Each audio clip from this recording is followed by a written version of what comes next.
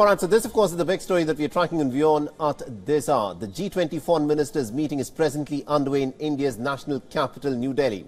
The delegates from more than 40 nations are presently in attendance. The meeting comes in the backdrop of the fractured East-West relations over the conflict in Ukraine and also an assertive China. The meeting is crucial for India. New Delhi hopes to use its chairmanship of the grouping to try and leverage its position on the global stage. Remember, New Delhi has adopted a very neutral stance on the issue of Ukraine. The G20 meet is also important for bilateral discussions, which are taking place on the sidelines. The foreign ministers of India and China held one such meeting. The meeting comes amidst backdrop of the growing tensions on the line of actual control between the two nations. Now, India's Foreign Minister S. Jaishankar also held bilateral discussions with the US Secretary of State Antony Blinken. Meetings were also held between the representatives of other nations. However, most crucial bilateral relations between foreign ministers of the United States and Russia or the United States and China will not happen this time round. Now, addressing the foreign ministers at the beginning of the meeting, Indian Prime Minister Narendra Modi flagged the deep global divisions. Financial crisis, climate change, pandemic, terrorism and wars clearly shows that global governance has failed. You are meeting at a time of deep global divisions. As Foreign Minister, it is but natural that your discussions are affected by the geopolitical tensions of the day. The global divisions also were laid bare in the other instances of the meeting as well. For instance, Russia and China jointly criticized the West for employing blackmail and threats against other nations. Now, following a meeting of the two countries' foreign ministers at the G20 and during his speech at the G20 meeting, Russia's Foreign Minister Sergei Lavrov reportedly took a moment to apologize to the Indian presidency and colleagues from other countries of Global South.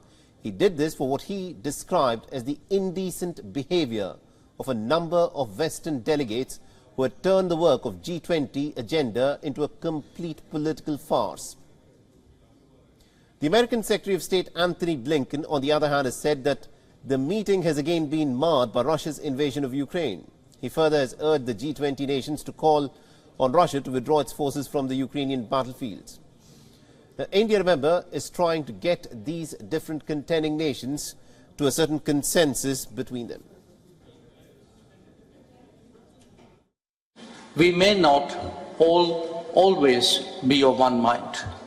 In fact, there are some matters of sharp differences of opinions and views.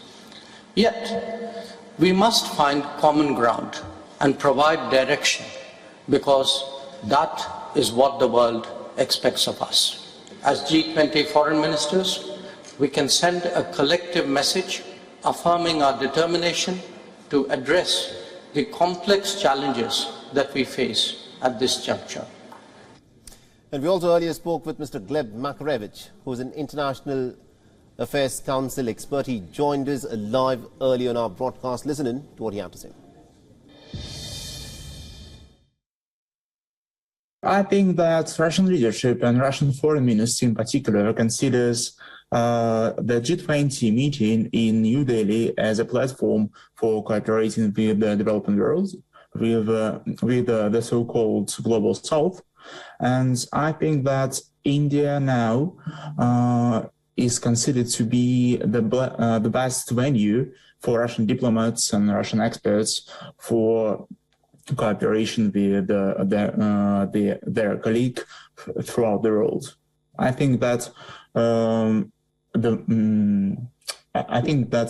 the fact that Russian delegations could come to New Delhi and cooperate with their colleagues in the fields of interest is the main achievement.